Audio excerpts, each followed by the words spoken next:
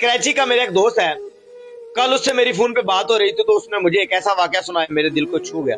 मैंने सोचा कि अपनी ऑडियंस से भी इस वाकये को शेयर करूंगा। वो कहता है कि मैं बाइक पे अपने घर से जा रहा था तो रोड पे मैंने देखा कि एक बाइक खड़ी है रोड के किनारे और साथ एक नौजवान लड़का लेटा हुआ है। जब मैंने उसके कंधे पर हाथ लगाया तो वो डर के उठा, नींद में बोला कि सर मेरी वजह से लेट नहीं हुआ, मैंने जानबूझ के डिलीवरी लेट नहीं की, मेरी कोई गलती नहीं है। वो कहता है कि मैंने उस लड़के को हिलाया, उसको होश दिलाई और उसको बताया कि भाई मैं आपका कोई बॉस नहीं हूँ, मुझे ऐसे लगा कि जैसे तुम किसी हादसे का शिकार हो चुके हो, मैंने तो इस वजह से आपको जगाया है। आपको जानकर बहुत हैरानगी होगी कि वो एक लड़का फूड पांडा का डिलीवरी बॉय था। उसने कहा कि मैं अपने ऑफिस से टाइमली निकला डिलीवरी देने के लिए और ट्रैफिक इशू की वजह से मैं लेट हुआ तो कस्टमर ने मना कर दिया, उन्होंने कहा कि हम डिलीवरी नहीं लेंगे।